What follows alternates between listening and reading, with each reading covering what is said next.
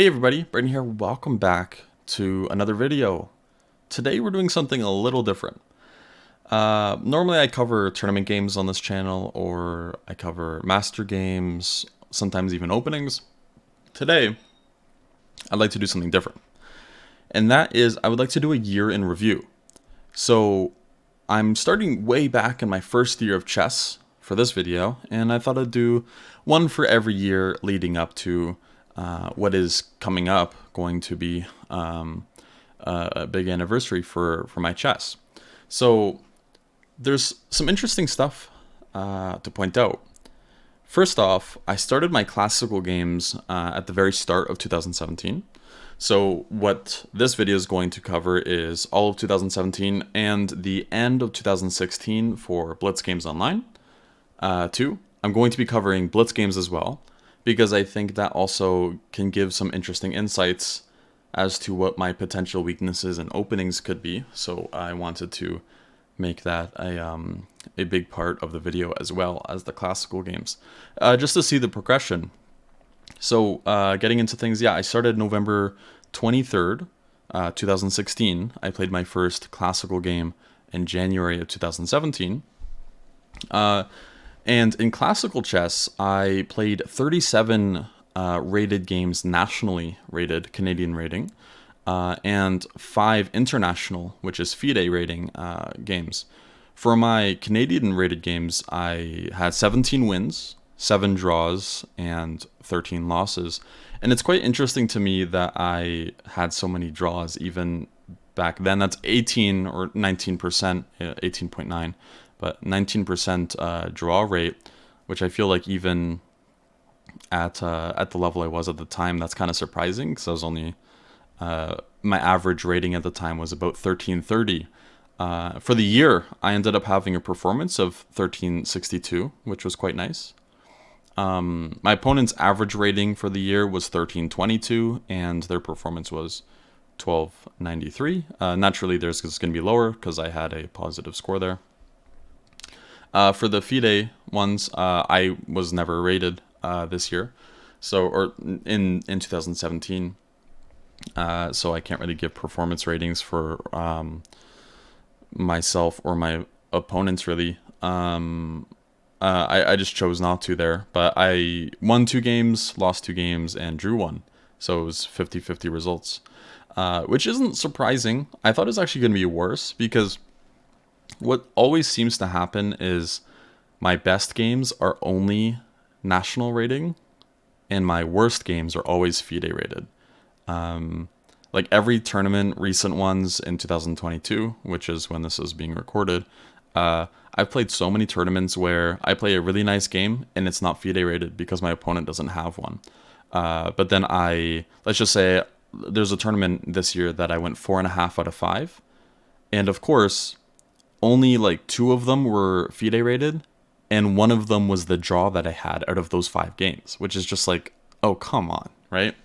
But getting back into this year, I only played E4. I played quite a few games with E4, 17 to be exact, and I had a minus score with E4, which is quite interesting. And when I look deeper into the moves that were played, I saw E5 the most, which isn't surprising. Normally at the lower levels, you're going to see E5 quite a bit. Then I saw Sicilian next, and then French, and then the Caro-Kann only once. Against E5, I had 50-50 results, which isn't that bad, but it was I was hoping for it to be better. We'll see that it's the case online. I scored quite well against E5, but here, not so much. Against the Sicilian, however, I ended up getting a positive result, which was really nice to see. And against E6, yeah, I just got thrashed and smashed. I think 1 draw and 2 losses. So that was quite unfortunate. That's clearly a weakness there. In Caro-Kann, I only played 1 game, so that's kind of hard to count that. Yeah, and then when I checked my games with black, I played against E4 12 times, D4 5 times, and I played against knight f3 and c4 once each. But yeah, mainly e4 and d4, which is natural, and mainly e4, of course. And I had really good results with that, which contributes to why I had a positive score this year. My d4 against d4, I had 50-50, which is fine as black. I can't really judge that too much, but against e4, my results were really good. And I played 6 games against e4 by playing e5, and 6 games with c5. And c5 was heavily in my favor. It's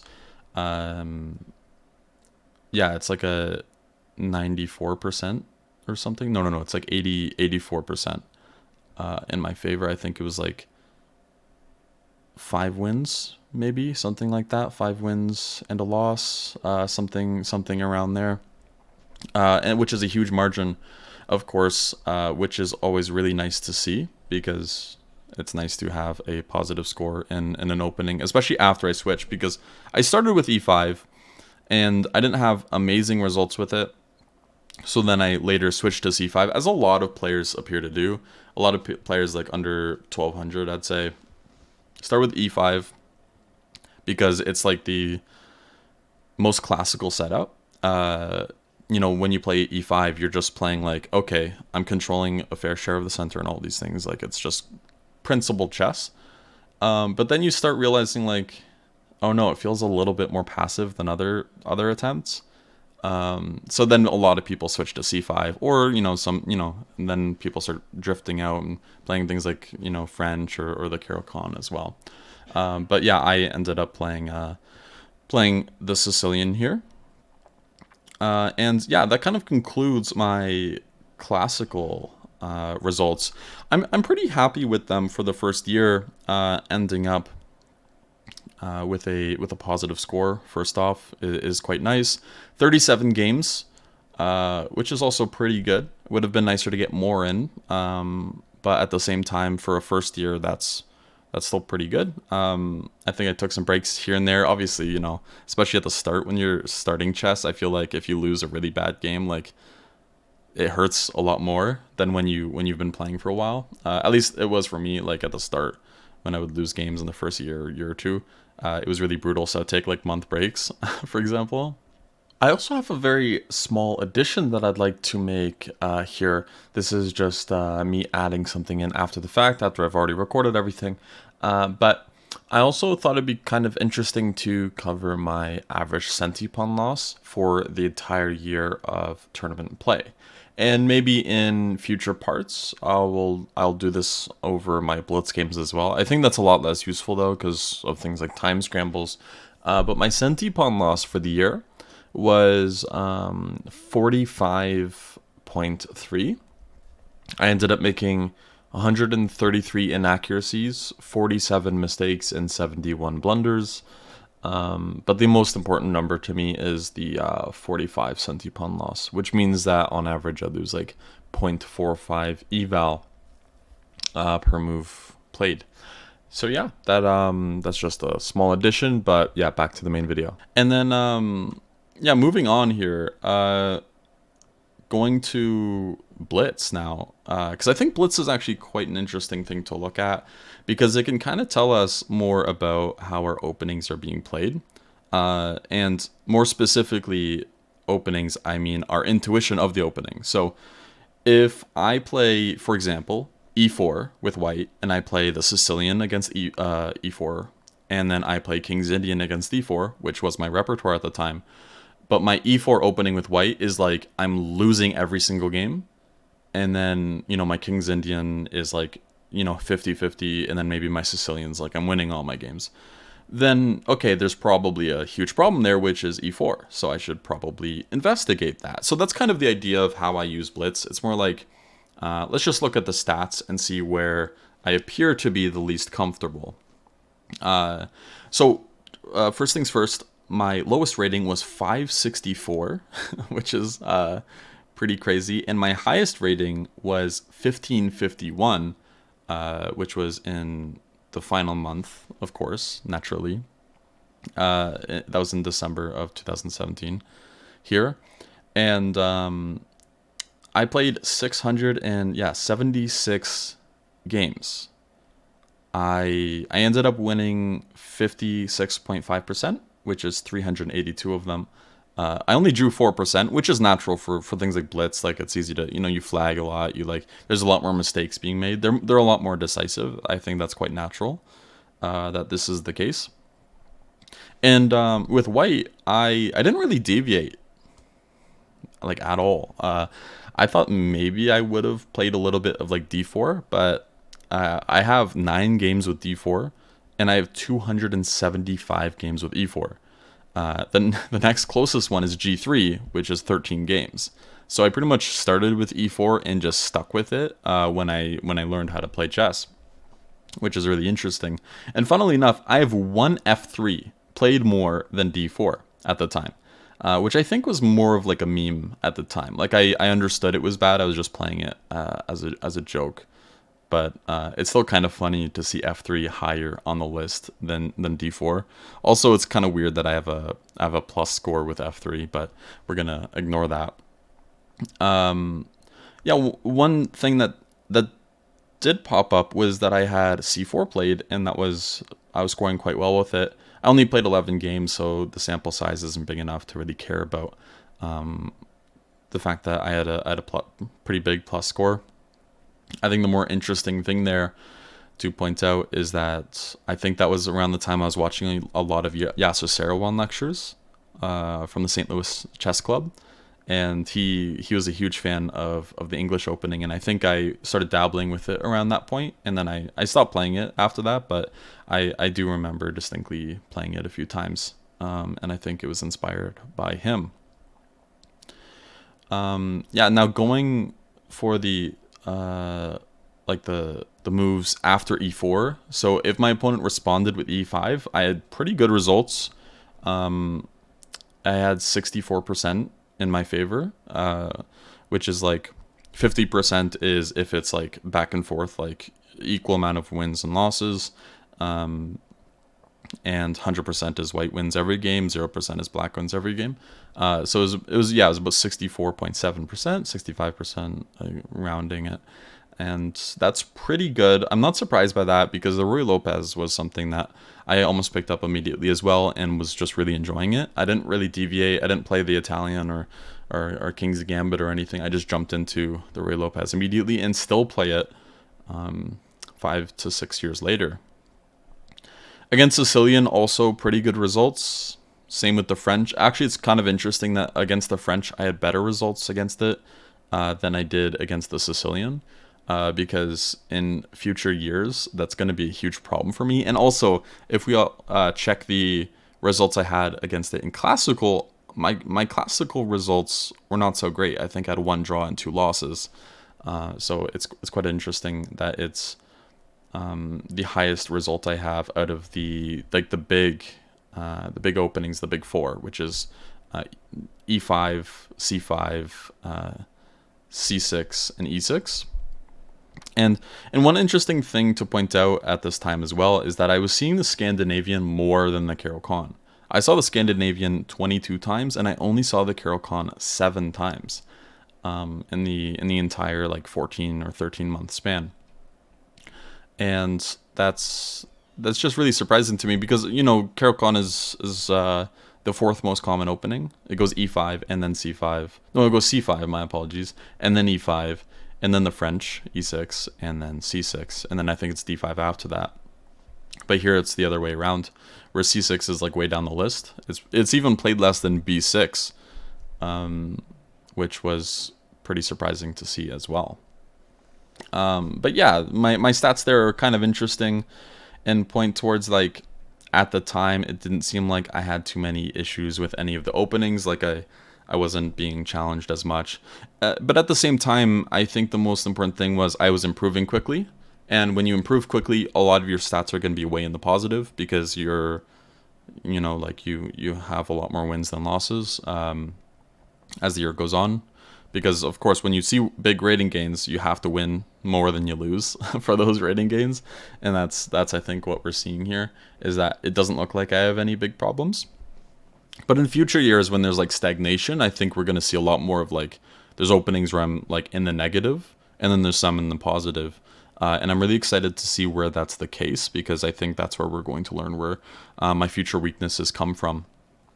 So here, yeah, not really any weaknesses to really see. And as black, against d4, I started off with d5 when I started playing chess, like when I was first learning, because just like e4, you play e5, so I was playing d5, and had 50-50 results. And I soon switched over to knight f6 after about 20-25 games. And when I switched to knight f6 for the King's Indian, my results were much, much better. I had a pretty big plus score in that opening, which is pretty interesting actually, because I was scoring better in the King's Indian, better than I ever was against e4 with c5 or e5. I had a 35.7% score, which is, as black, you want that. You want a score under 50%. And with c5 and e5, it was 46% and 43%, which is closer to that 50, but still in the positive. But yeah, going down to it, I, against e4, also had quite positive results, which is not really surprising, but these ones are the closest to 50% out of my white or black openings. It was, again, c5 was my most common. I had almost 120 games in the Sicilian as black after I started playing it, with a 43% score, which means that like it was just like slightly in my favor there. If it was like 100 games, then like, if assuming there's no draws, then that just means that I win like 57 games and lose 43, for example. And then e5, my results are a little bit worse. And I think, again, that has to do with like, it feels a little bit passive. And when you get past like 1200, it feels like e5's harder to play. And I think that's why I made the switch. Also pretty funny that I played some Scandinavians. I played 9 Scandinavians, which is interesting to see. But yeah, that kind of covers it for my first year.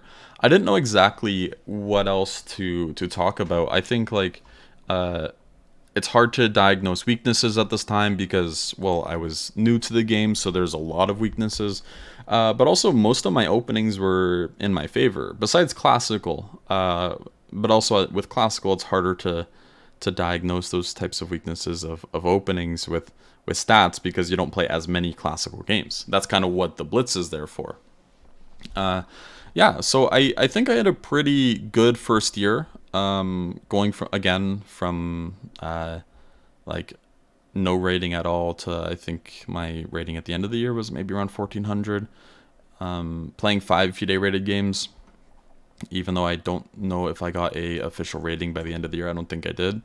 And then also the interesting thing was I went from a low of 564 in Blitz to 1551, which I think is pretty good. That was 13 months though, to be clear there, because that includes all of December, or like end of November, so like a few days in November, and then December, and then all of the year after that. So that it's not 12 months exactly. It's like 13 months in like a week or two. But that kind of concludes it for this video.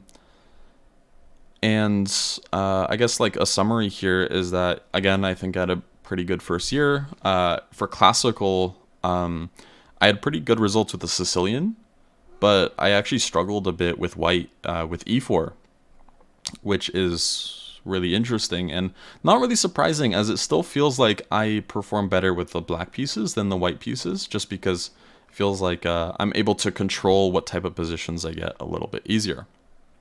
And also in Blitz, I had good results with the majority of my repertoire, which is always nice. And that's it. So I will see you guys in the next recap for year number 2. Thanks for watching and have a good one. Bye-bye.